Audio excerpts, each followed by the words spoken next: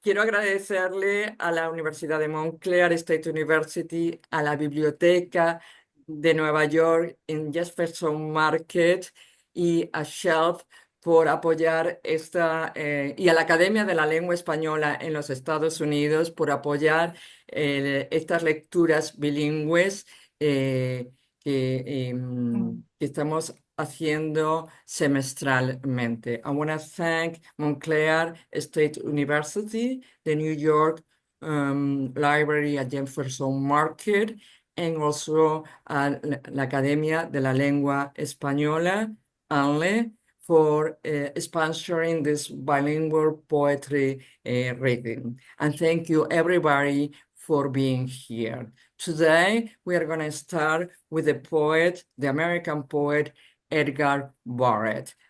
Give me a minute. Okay. Everybody sees it? Okay. Nuria, Nuria, ¿puedes leer el bio? Claro que sí, con mucho gusto. Ed Barrett is the author of 12 poetry collections, and the most recent being The Leaves Are Something This Year, new and selected prose poems from 1994 to 2022, edited in 2023 by Quail Press, and play Lucretius, edited on 2024 by Wet Cement Press. He lives in Cambridge, Massachusetts, where he is a tenured professor of creative writing in poetry at MIT. So welcome, Ed, and whenever you want. Thank you for being here. Thank you, Marta, for inviting me to read, and thank you, Marta and Nuria, for your absolutely beautiful translation of my poems. I'm knocked out by how beautiful they are. I'm reading two poems. The first is Acis and Galatea, inspired by a story in Ovid's Metamorphoses. A sea goddess, an immortal sea goddess, Galatea, falls for a mortal shepherd. He falls for her. There's a lot else going on in the tale. I was just so taken by the love story and the disparity between an immortal and a mortal, and just how irresistible love is in both of their lives. So I'll start with that. I have to translate that. Oh, sorry. El poema se basa en la mitología, en el mito de Acis y Galatea, que se enamoran, pero uno es mortal y el otro es inmortal. Y a él le impactó mucho esta relación amorosa entre alguien mortal y alguien inmortal. Ok. Acis and Galatea. Glorious, loving avarice is a beautiful nullification. No essence suppressing the body of its armor, blood, and love. A mythology with its own tolling, lunging, and diffusing its iconic predicaments in a vivacious scene. Who then, if stepping from a scene, swerves in the alcove where the stream is so cold it makes you dizzy? Who then says, crystal net, you constellations, you fall all over me. My face gives you contour, gives you my cheekbones, my breath, sweet as a cherry sleigh bed, a human problem, the letter I hungry for reasons, the letter I spinning there on itself. Yes, as you wrote, each fossil immortal act, plated with mud, plated with songs, immortal of wishes, immortal of lies, divine thises and thatses, muddy lungs, plated with ribs, falling head over heels in love, the currency of life changing dark seaweed dollar green into blouse and summer skirt pastels of lighter euro notes. As if you held a shell over your eyes and saw the ocean toss its pearl slip and white foam panties at your feet, and you think you can reach through the shower curtain of your body into these immortal waves like a child reaching for a shiny shell. And the second poem is called Lycidas Haibun. Haibun is a Japanese form, begins with a haiku, and then it's a short prose piece. I'm not a very good writer of haiku. I like reading them. and I had been invited to participate in an anthology of haibun, and so I thought I'd give it a shot. I changed it. I didn't write haikus. I took the syllabic count 575 and turned it into a prose line. And rather than following the prose piece with the haiku, or my version of the haiku, I began it with that. And three prose bits. I just started with a line that occurred to me, and three prose bits followed it, and they're interspersed with these Ed Barrett version of a haiku. Ok, empieza con este poema que él es un gran amante de los haikus, pero reconoce que no es un gran escritor de haikus. Aunque intentó la combinación de verso de los haikus 757, no le salía tan bien. Entonces empieza con el haiku, pero después lo cambia y lo hace prosa poética. Y entonces juega con la idea del haiku y con lo que es prosa poética y lo vamos a ver cómo va cambiando. Thank you. And Marta, one last note. It's called Lycidas Haibun. Lycidas is, of course, the title of John Milton's famous poem, which is also a pastoral elegy for a friend lost at sea. And I was writing this for a friend who had recently died. I liked the dissonance of this very well-known, iconic English poem in combination with a Japanese form. I think all poetry is translation. We have experiences and we translate them into words. Perfecto.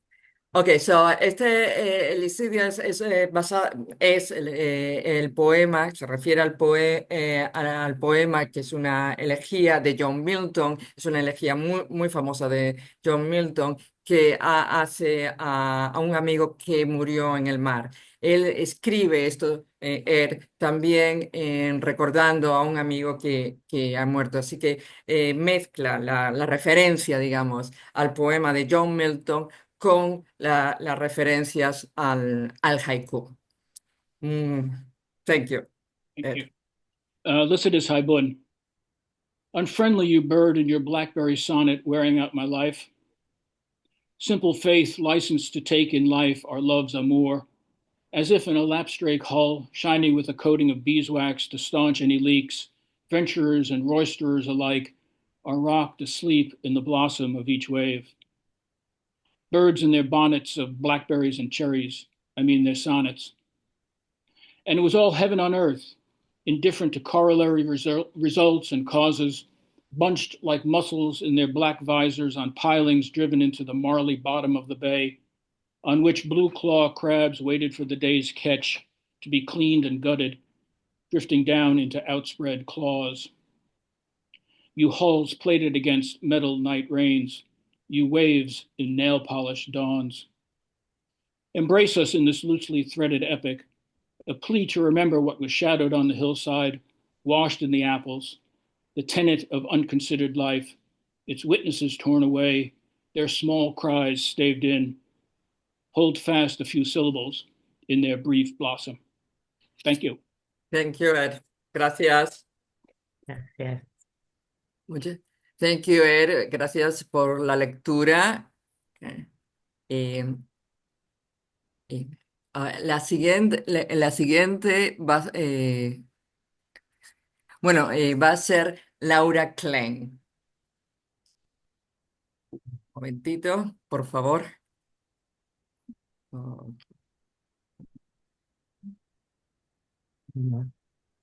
Agradezco mucho la traducción porque lo leí en inglés y a veces me parece que suenan mejor mis poemas en inglés o en alemán, pongamos, que en castellano. No los daría para el francés, pero bueno. Gracias, Laura. Sí, no, gracias. Gracias. Nuria, ¿puedes leer el bio? Gracias. Claro que Perdón. sí. Laura Klein, de Buenos Aires, es poeta, filósofa y ensayista. Ha publicado los siguientes libros de poesía: A mano alzada, Vida interior de la discordia, Bastardos del pensamiento, La bruta luz y la comedia de los panes. Entre sus libros de ensayo se encuentran Fornicar y matar, El problema del aborto, del 2005, con dos ediciones ampliadas bajo el título Entre el crimen y el derecho, del 2013 y el 2018. Fornicar e matar e outros ensayos, de Río publicada en 2017, y Más acá del bien y del mal, del 2019, y La discusión maldita, del 2020. Es directora, asimismo, del Laboratorio de Escritura y Pensamiento. Ha recibido el premio Boris Vian en 1995, además del segundo premio de ensayo del Fondo Nacional de las Artes en 2016 y el premio Conex de ensayo filosófico en 2024. Así que bienvenida, Laura. Gracias por estar aquí. Yes. Bien. Bueno, a mí esta relación entre la filosofía y la poesía, eh, más que aliadas, están siempre en fricción. Así que no voy a hacer una gran introducción. Lo único que yo escucho climas, digamos, y trato de ponerlos en palabras, más bien como ninguna traducción de ideas, sino más bien dos vías muy divergentes. Este poema es un fragmento de un poema más largo, Nuestras Águilas, que en realidad el título real Fue que yo estuve viva el año de la humillación. Fue como un equívoco como se publicó. Fue que yo estuve viva el año de la humillación. Por el codo de los siglos que me siguieron sobre una columna, para ver la hembra que era, hasta que no pueda más. Alguien yo diga, no puedo más. Si el hacha hubiera sido nuestro destino, hoy no me quejaría. Tendría las agallas de volver la cabeza atrás y ver mi frente sana con el ojo partido. Afortunada fui al cabo de las horas. Hubo un mes y un día para los vivos. Hinché el pecho como para respirar o para rezar, y otros hincharon el pecho para respirar o rezar. Para ser mis semejantes, eran muchos. Contemplamos la falta de ternura en el rostro de cada uno, como un foco político de la desgracia. Por eso. Un alero era yo, que después fue mío. Dispongo de toda la vida para observar mis mandamientos. Canta cómo ha llegado hasta aquí. Una pinza por manos y en los ojos salve, quieto, gris. ¿Qué me importa si otros también saben lo que yo? De pie estoy para decirlo, no para que se me escuche. Fue como si nada, sin que faltara lo peor. Todos los tuertos con toda la paca en las rejillas. ¿Y por qué no decirlo? Si hubiera habido alegría, lo diría, lo habría dicho, como si mi vida no fuese oscura y no fuese mía y no fuese vida. Fue que yo estuve viva el año de la humillación. La avenida no tiembla y yo estoy ahí. Las luces siguen prendidas y yo ahí. Hubo lesiones y lesionados. Fue un mes de lesiones. Yo, que no era lo que ahora, hubiera querido correr tras los frutos que huían de los árboles hasta hundirse como huellas futuras en la cabeza de los infantes. Pero alguien, lejos de mí, cerró el umbral y no vi más. Lo que no me hizo daño vuelve. Fui una ventana, fue un nido de vísperas. Niños pequeños míos no hubieran querido ser de allí. Yo estuve viva ese año. En los intervalos del odio y el furor, miro mis palmas anchas, blanduzcas, y les pregunto cómo son suaves, cómo están despiertas y me dejan ir. Y no me abofetearon. Dije, No quiero envejecer entre oprimidos. Creí que esto me sería dado. No fue invierno, como muchos querrían. ¿Sabíamos la clase de armisticio que estábamos haciendo? ¿Dónde estaba nuestra nuca? Yo estuve viva el año de la humillación. Fuimos diferentes. ¿Y dónde lo habríamos aprendido? Naturalmente, cuando hacía frío teníamos frío. Pero ¿cómo fue que nos dimos al árbol sin su fruto? No lo sé. No lo sé. Por más que mientras registro estos pensamientos, me hago ideas distintas. Me hago una idea de naranjas y de flores para llevarme conmigo hasta el final.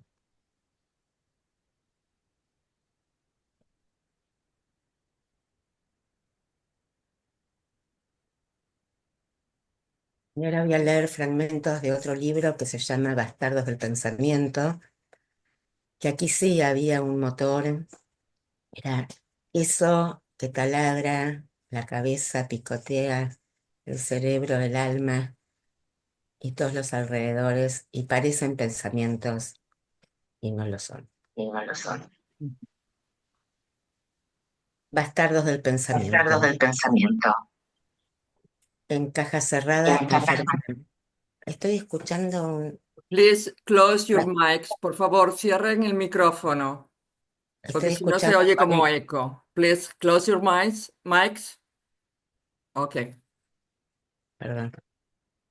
Bastardos del Pensamiento. En caja cerrada enferma la materia. ¿Cómo habitar ese sitial lleno de pardos, fríos lenguaraces? Impiedad es poco.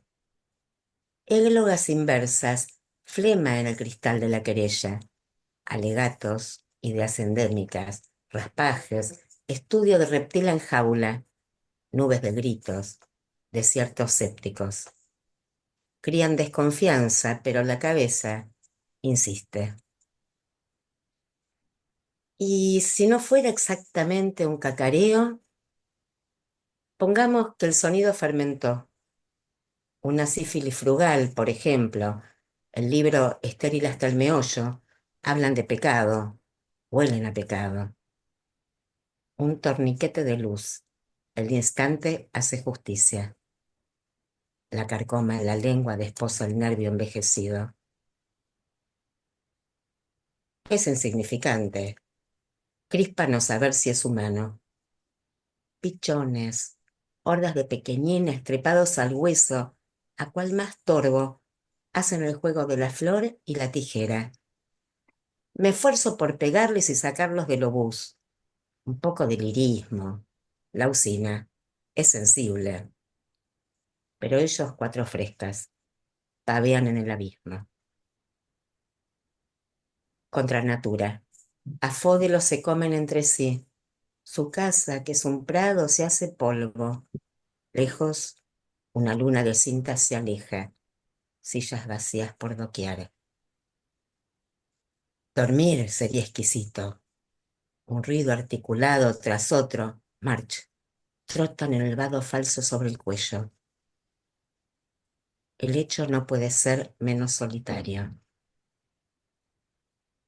Ah, si tuviera de su lado las órdenes y la miel, ¿qué no valdría? Pondría las palabras en hilera de 3 en 6 y que caiga la hojalata. Esta por vegetal y aquella por ramplona y esta por danzar y esa por cierva. Así, el mundo es vuelto a ser mundo hospitalario. Alhaja atada a un pescuezo elemental. Cresta de gallo con rencores de luciérnaga, nódulo a papilla ardiente. ¿Y qué importa todo eso? Acá es una congoja. Esa superficie se esfuerza. ¿Loca o eunuca? A mí me lo preguntan. A mí pueden echarme también al cuerpo azul y plata de las moscas de verano. Ved cómo retrocedo. Ved cómo saco miel de mi propia pesadilla. Cuando el lucero enlace al dragón, responderé. Bien, gracias. Thank you, Laura, Claim. La siguiente poeta, ay sí, perdón, el siguiente poeta es Baldo Ramos. Un momento que se me fue. ¿Dónde está? Aquí está.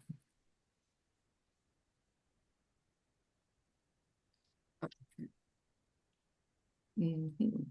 Antes de que empiece, voy a explicar que Baldo Ramos escribe en gallego, por lo tanto, va a leer en gallego.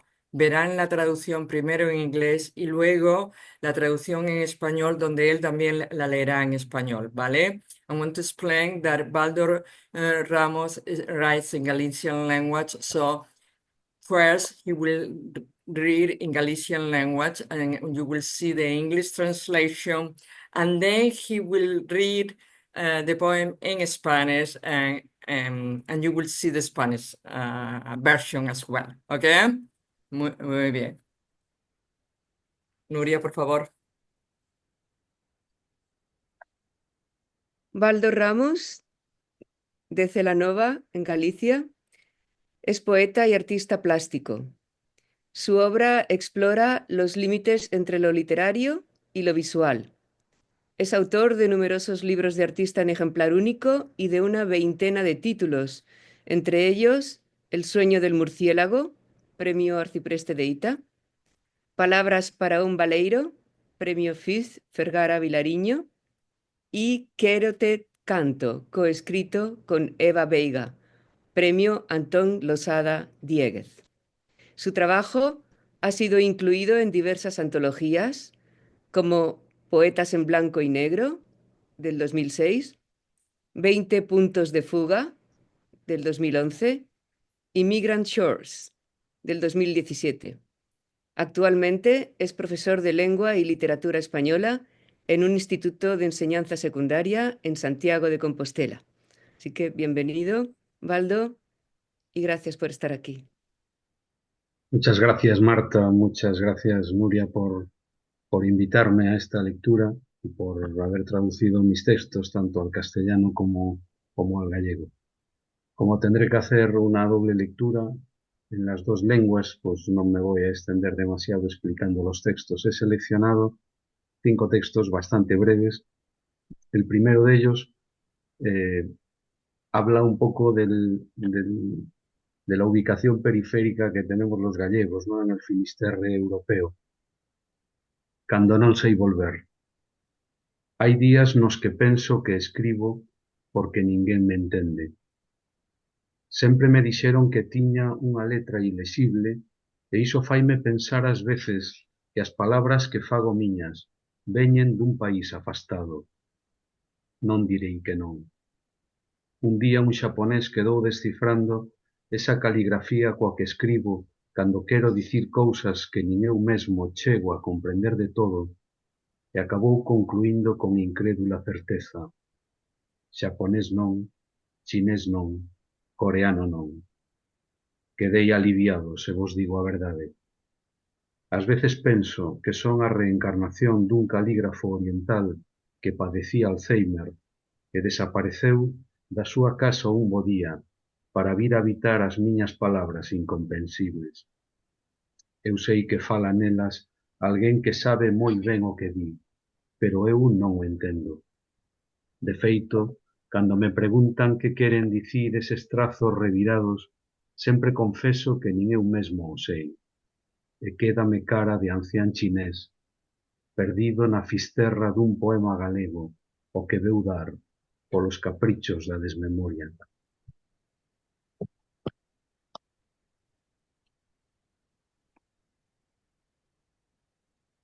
No interior do abandono. No, tienes que leerlo en español y después... Vale. Vale.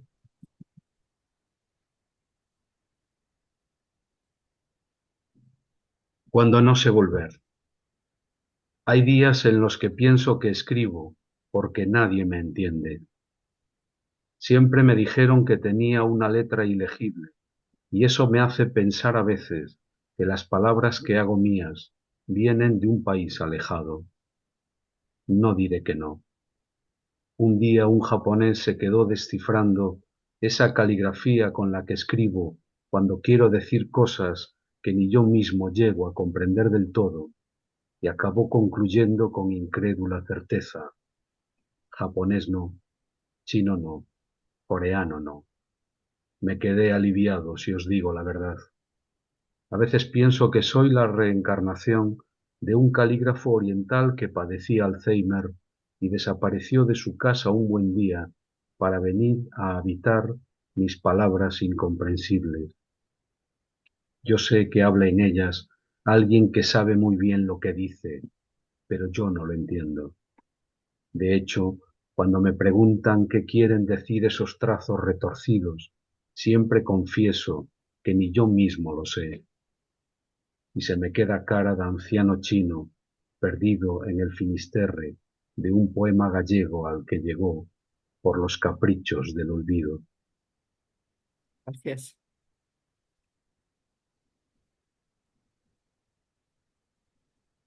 No interior do abandono. Como daquela, a casa volve estar chea de vida. Florece cada primavera o sabugo e a figueira no seu interior. Os paxaros aniñan nas fendas que foi esfarelando o adobe. Cada mes de abril os pardaos abren os balcóns para recibir a polinización da memoria. Dentro aínda estarán os recordos que os mortos nunca levan consigo. O interior da casa é unha metáfora perfecta do que somos, natureza voraz, comprimida entre as ruínas. Cando o Alzheimer foi baleirando o interior desa casa, pedinlle que a debuxara como cando estaba chea. E ela pintou un pequeno corazón con dúas portas. En el interior del abandono, como en aquella época, la casa vuelve a estar llena de vida. Florecen cada primavera el saúco y la higuera en su interior. Los pájaros anidan en las grietas que fue desmenuzando el adobe. Cada mes de abril, los gorriones abren los balcones para recibir la polinización de la memoria. Dentro aún estarán los recuerdos que los muertos nunca llevan consigo. El interior de la casa es una metáfora perfecta de lo que somos, naturaleza voraz, comprimida entre las ruinas. Cuando el Alzheimer fue vaciando el interior de esa casa, le pedí que la dibujase como cuando estaba llena, y ella pintó un pequeño corazón con dos puertas. Uy, sorry. Pero un momentito. Mm, Reunión. Muy bien. Ok. Os pardaos viñeron facer o seu niño á cama dos avós. Encheron o seu oco con palla e polas de cerdeira. Cada tarde pouso nese oco a miña ollada e penso nos centos de horas investidas en ir e vir dende Núar a Sorga, unha poliña de esperanza nos ollos e dúas ás de pardao no peito. Os pardaos non saben da dignidade de tribo e seixo dos nosos avós, pero ocupan o seu espazo e nós sabemos por qué. Reencuentro. Los gorriones vinieron a hacer su nido en la cama de los abuelos. Llenaron su hueco con paja y ramas de cerezo. Cada tarde poso en ese hueco mi mirada y pienso en los cientos de horas invertidas en ir y venir desde Núar a Sorga, con una ramita de esperanza en los ojos y dos alas de gorrión en el bolsillo. Los gorriones no saben de la dignidad de trigo y cuarzo de nuestros abuelos, pero ocupan su espacio, y nosotros sabemos por qué.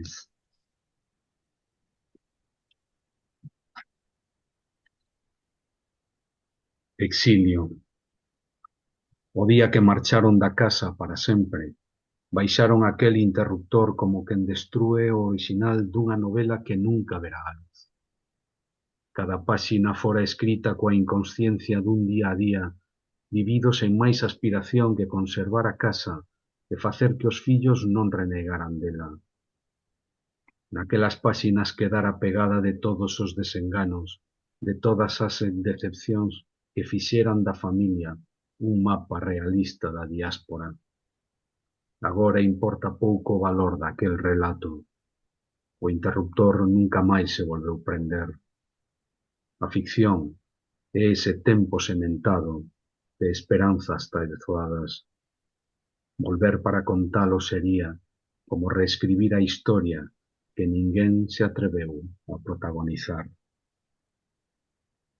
Exilio. El día que se marcharon de la casa para siempre, bajaron aquel interruptor como quien destruye el original de una novela que nunca verá la luz.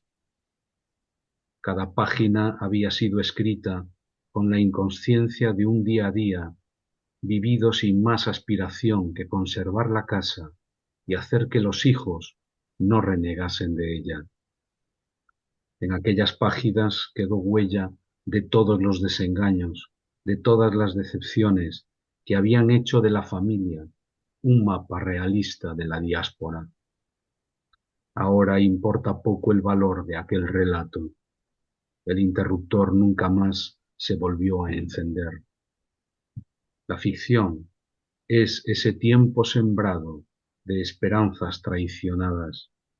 Volver para contarlo sería como reescribir la historia que nadie se atrevió a protagonizar. Y para terminar, un pequeño homenaje a mi abuela, Avoa Modesta.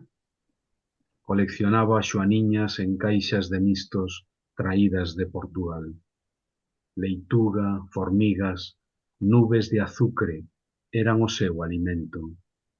No interior da caixa, a imaxinación do neno trazaba camiños estreitos, covas de alcanfor, ollais de agullas de metal fervido. Un día sentiu mágoa. Abriu a caixa e do interior saíu o corpo diminuto da súa avoa ofrecéndolle a man para cruzar o regato. Fundíronse nunha aperta diminuta e nunca máis se soubo daquel neno que coleccionaba xoaniñas en caixas de mistos traídas de Portugal. Abuela Modesta. Coleccionaba mariquitas en cajas de fósforos traídas de Portugal. Lechuga, hormigas, nubes de azúcar eran su alimento. En el interior de la caja, la imaginación del niño trazaba caminos estrechos, cuevas de alcanfor, ojales de agujas de metal hervido. Un día sintió pena. Abrió la caja y del interior salió el cuerpo diminuto de su abuela, ofreciéndole la mano para cruzar el arroyo. Se fundieron en un abrazo diminuto y nunca más se supo de aquel niño que coleccionaba mariquitas en cajas de fósforos traídas de Portugal. Muchas gracias. Gracias, Baldo. Thank you, Baldo. And the next poet is Luis Santana. Okay, hold on. Just give me a minute. Okay, hold on. Sometimes it's okay, there it goes. Okay, Nuria, por favor.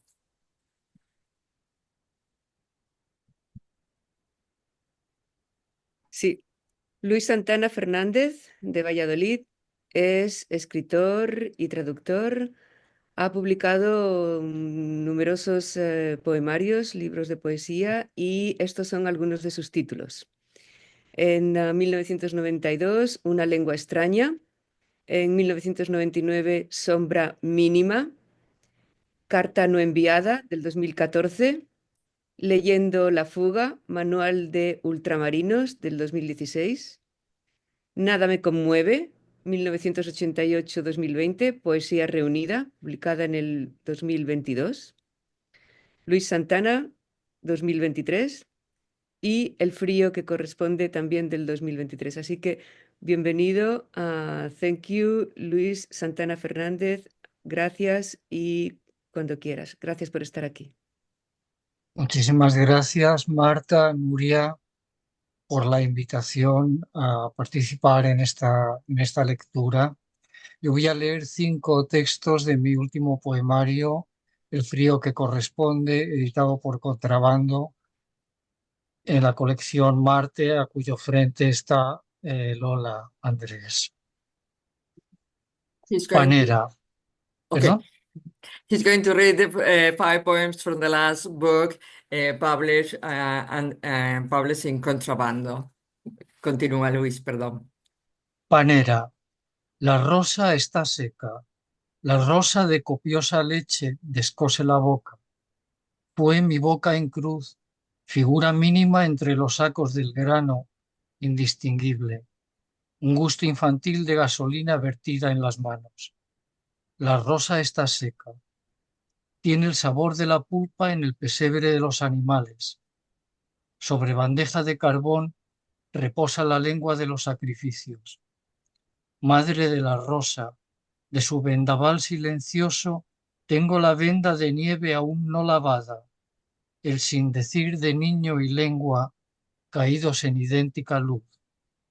Piedad para mí, piedad para la lengua caída sobre ramas de estiércol. Calima, te llamé a la corona de la casa, al paño luminoso donde mi cuerpo no habla más, resplandece su negrura. Desteñida como un abrazo frío, la noche trajo lluvia roja, acobardada en ser seca. Cuando el cielo no reclama ninguna pertenencia, un ramo de lilas dando las horas.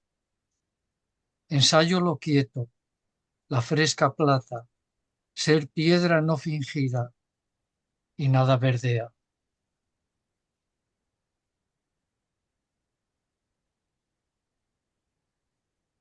El frío que corresponde.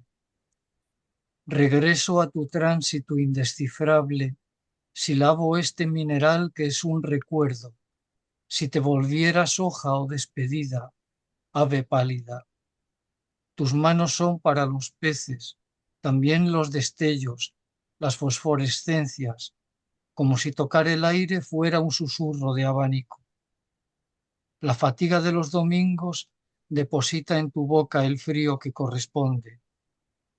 Boca inocente, yo te traigo las gotas de más peso enloqueciendo sobre los cristales, las palabras contraídas que forman la niebla, la espesa gasa de este día, no reconocerse, llegar desde el invierno. Espalda en exposición. Por detrás de los ojos la fruta no caída la recogen los pájaros. Vislumbro la espiga ovillándose, el montón de cúrcuma de huesos, tus huesos de especia como sal teñida me ofrecen su nervadura cordial, el tejido delicado de la espalda. Olivier Messiaen, tu furiosa partitura llena los pequeños senos de un desnudo tejido en el retrato. El relámpago lo trocea, lo expande, lo desgaja. ¿Para qué la abrazada de llorosas flores? El hilo, la herida. El hilo se llenó de sangre, lana y la madeja que rueda sobre la mano de amapola. La herida cuelga del hilo, agrieta el ojo. Él se lamenta, el pozo que los contiene. en la boca la tazadura, de nuevo el desamparo. Esto es todo. Gracias. Gracias, Luis. Thank you, Luis. Gracias. Y ahora la última poeta es la poeta mexicana Encia Berlucci. Now the last poet who will read will be the Mexican poet Encia Berlucci. Un momentito. Muy bien. Por favor, Nuria, ¿puedes leerle el bio? Claro que sí. Encia Bertucci nació en Roma, Italia, en 1967 y reside en México desde los 5 años. En 1992 obtuvo una beca del Centro Mexicano de Escritores y ganó el Premio Nacional de Cuento Efraín Huerta. Posteriormente recibió becas del Fondo Nacional para la Cultura y las Artes de México en 1996 y 2003. También fue miembro del Sistema Nacional de Creadores de Arte de México durante los periodos 2004-2007 y 2019 al 2022. Su obra ha sido publicada en diversas revistas y suplementos culturales nacionales e internacionales. Es autora de los libros de crónica 40 grados a la sombra del 2013 y Los segundos y los días, breviario sobre el temblor del 2018. Ha publicado los poemarios Cartas de usurpación, El bosque de la hormiga, Groenlandia y Nanov. En el 2024, la editorial Fili d'Aquilone publicó Nanov en italiano y la UNAM publicó su antología de la poeta uruguaya Circe Maya dentro de la colección Material de Lectura. Algunos de sus poemas han sido traducidos al inglés, francés, portugués, italiano, hindi y polaco. Así que bienvenida, Encia. Gracias por estar aquí. Muchas gracias. Gracias a Marta y a Nuria por esta lectura y por la traducción de los poemas que voy a leer. Voy a leer dos poemas, uno de Nanov, que es el primer diálogo en el psiquiátrico de Volterra. Nanov es un acrónimo de Fernando Oreste Nanetti, que vivió toda su vida recluido en el psiquiátrico de Volterra, hizo un muro con la hebilla del cinturón y es una de las muestras de arte brut más impresionantes que se tengan en Europa. Y el segundo poema será Groenlandia, que es un poema que tiene que ver sobre el frío como una muestra de amor. Okay, so the first poem is about the Voltaire psychiatrical hospital, where one of the most famous brute art was created by, I forgot the name, Fernando. It's a dialogue with the paintings of this psychiatry hospital. So that's the first poem. Sí, Encia.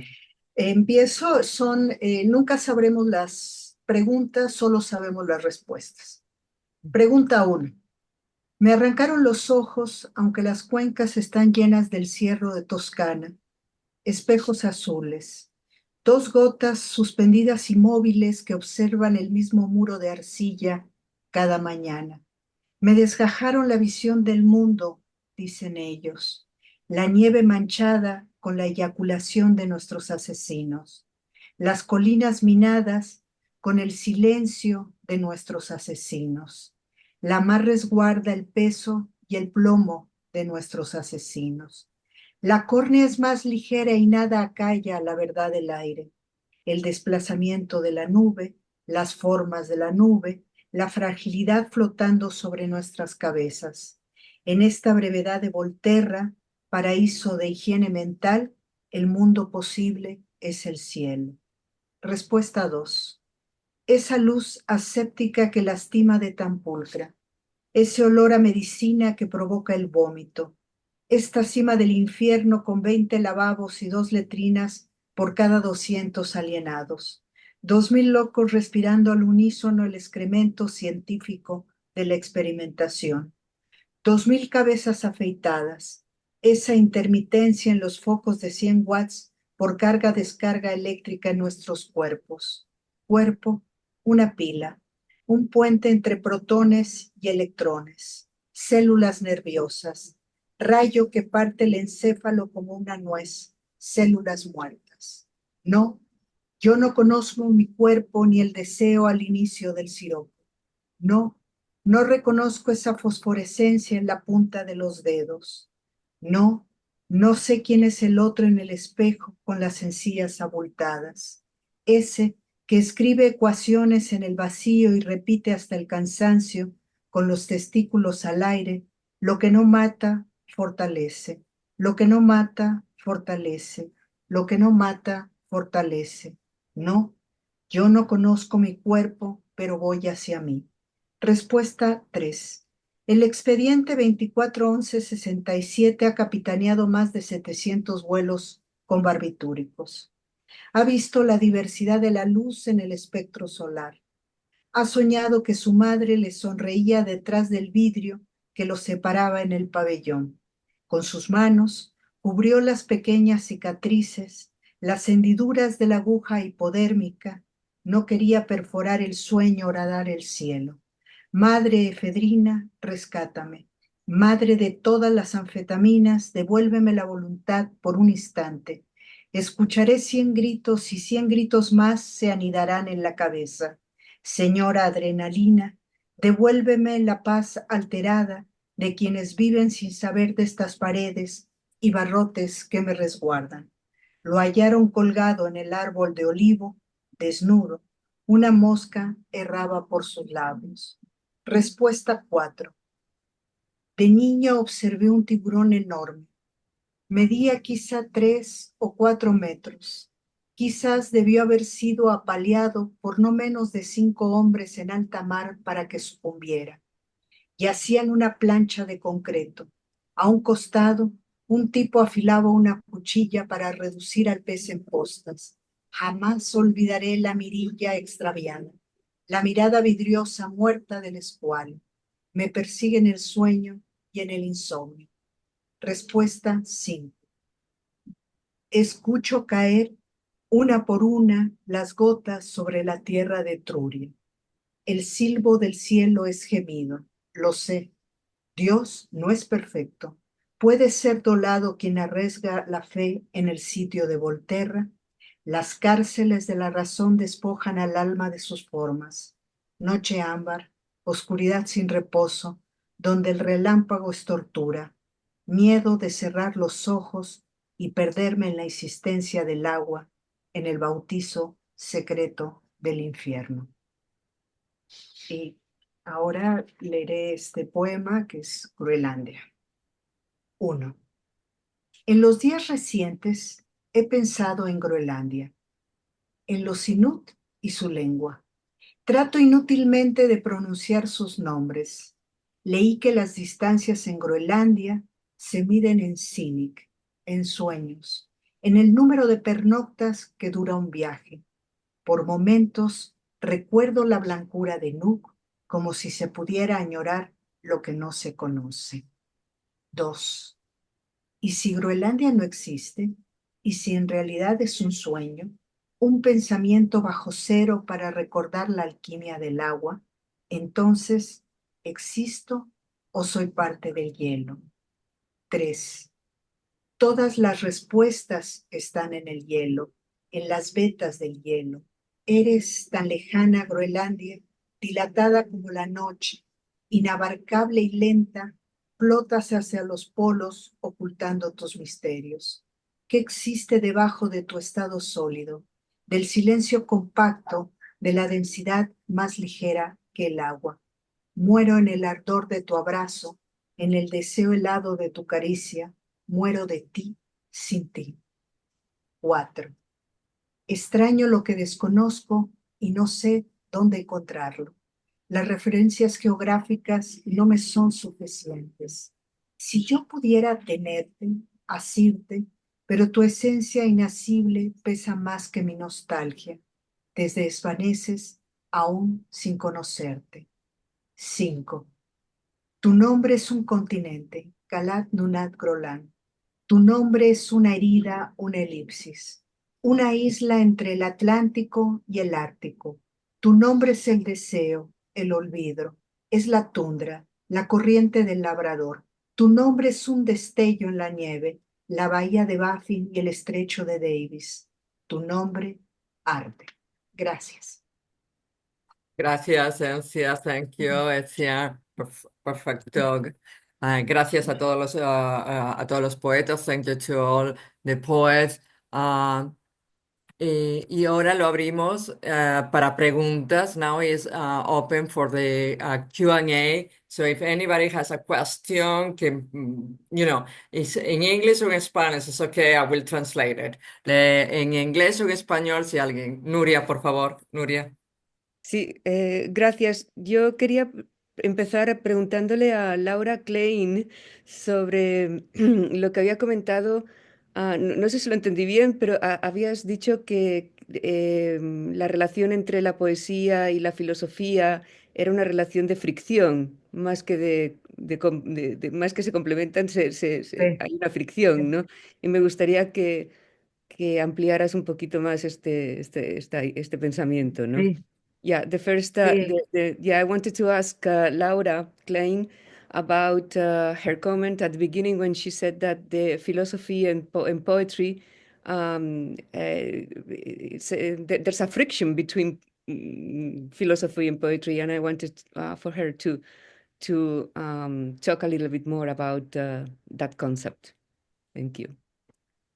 Sí, diría que gracias, Nuria, por la pregunta, porque a mí es algo que me inquieta muchísimo, más que un concepto, es una experiencia de la que me di cuenta hará unos 30 años, pero bueno, no es al comienzo de la escritura, y cuando me di cuenta que para escribir, o sea, para escribir un ensayo, la poesía o la escritura me va en contra, porque apenas empiezo a escribir, se me van destruyendo la idea de lo que quería escribir.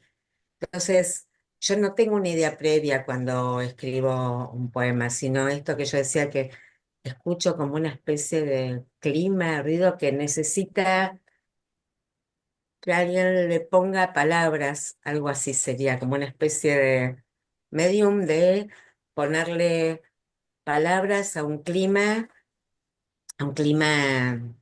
puede ser meteorológico, espiritual, un ruido, un sonido.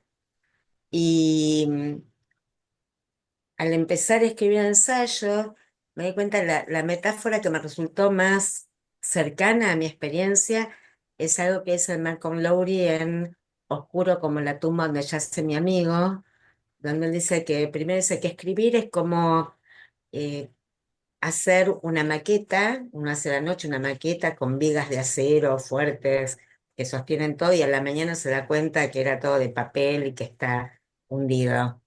Ahora, después dice, en realidad lo que pasa es que escribir es, apenas uno tiene una idea, escribir es rescatar objetos de esa idea que se está incendiando, ¿no? Y esa es mi sensación, como una especie de guerra que la agradezco, aunque la padezco, las dos cosas juntas, o sea, no quiero escribir lo que pienso, me aburre, me pudre, no me interesa. O sea, entonces, escribir es precisamente aquello que no puedo pensar, diría, algo así. Okay, O so pensar lo que no puedo pensar, o sea, algo así. she said, Laura, that for her, poetry and philosophy Perdón. are in friction. So Nuria asked, explain yourself. And she said, well, for me,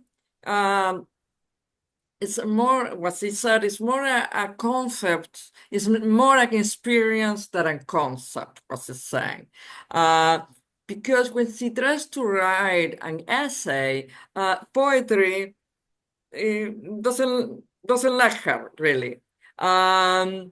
So she starts writing, and then she realized she doesn't want to write about an idea, if not more as a climate, how she feels about that climate. And so she has to put words, not, not an idea, but she wants to put words about that ambience, that climate, that feeling, but not so much a concept. So for her, philosophy, and then it's when they enter into a war between poetry and philosophy, because when she sits down, she never has, when she sits down to write a poem, she never has a preconceived idea. She starts writing. So she says that because of that, because an essay, you are supposed to have a concept, but the idea of poetry doesn't allow her to have that concept, and because poetry, she doesn't want to have a preconceived idea, they are in conflict. But it's a conflict that she enjoys. At the same time, she suffers from it. So, in that sense, poetry and philosophy are in conflict for her. I think I explained that. Yes, yes. Es difícil la idea, dijo, ¿no? Okay. I think I explained that more or less. Okay. ¿Alguna pregunta más a otros poetas? Lola, por favor.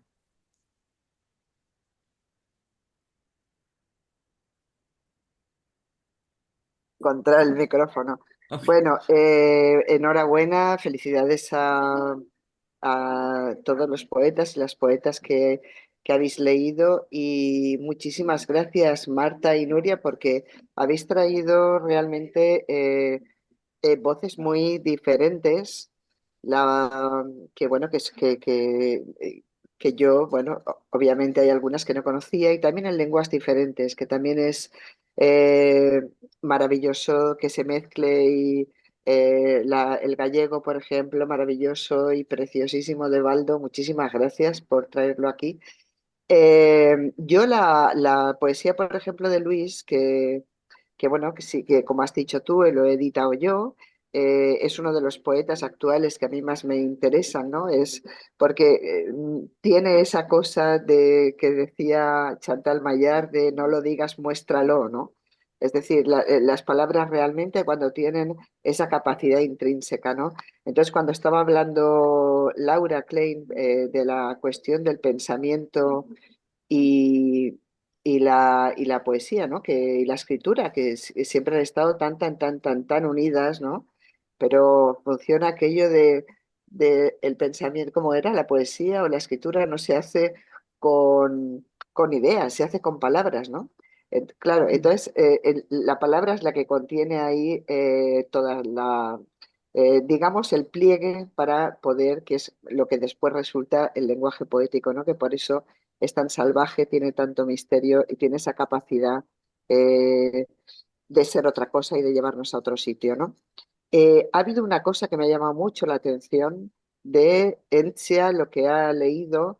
Yo no sé si tú, porque eh, de Oreste Navedi, que he visto que habías escrito sobre este libro, hay un chico que es el Premio Nacional de Narrativa Raúl Quinto, no sé si lo conoces, el libro, la canción de NOF 4, que me ha Sí, resultado, ¿lo conoces? Sí. sí, sí, sí. Ah, nada, me ha resultado curioso porque es una manera también de conjugar, ¿sabes? Bueno, pues todo esto. Yo no quería realmente preguntar específicamente nada, pero sí, bueno, poner en valor estas voces heterogéneas y muy precisas que nos habéis traído aquí y agradeceroslo. Gracias a ti por también Gracias. participar.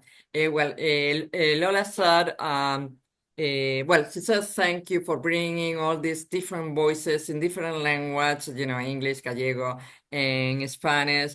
That, normally it's not done, so she thanks the bilingual poetry reading from do this, to do these readings in different language. But she also says that she understands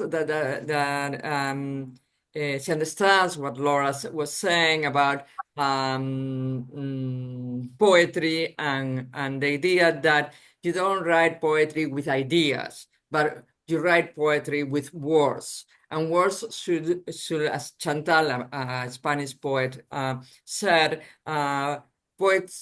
poetry and the words of poetry must show something, not and not give us just ideas. Also the poetry is made with words that have a lot of, let's say, foldings, a lot of foldings, yes, and that within all those foldings is that you get to the point, and not necessarily with a concept, no? So it was not so much that she wanted to ask a question, but it's saying that in this reading, she saw that, and she who knows very well the Luis Santana's poetry, and she thinks is one of the most valued voices in Spain, poetry voices in Spain. Says, yeah, in that sense, she enters into this idea of poetry and as an intrinsical language. Yeah, intrinsical language. Okay, thank you, Lola. Gracias, Lola. ¿Alguna pregunta más? ¿Alguien? Ok, entonces les voy a dar las gracias. So I'm gonna thank you all por haber participado en este Bilingual Poetry Reading, haber participado en esta lectura de poesía, y los espero en la siguiente Bilingual Poetry Reading, y les dejaremos saber, and we hope to see you in the next Bilingual Poetry Reading. Thank you, everybody. Thank you. Muchas Gracias. gracias, Thank you, Ed. Marta. Gracias. Muchas gracias por Gracias. haber conocido también a estos poetas que no conocía y que ahora voy a seguir leyendo. Thank you, Cesar. Esa era- Gracias. Thank you, Cesar, for letting me know about these poets that I will try to read because she didn't know some of them. Gracias. Thank you. Gracias. Gracias a Hasta todos y luego. todas. Adiós. Hasta Adiós. pronto.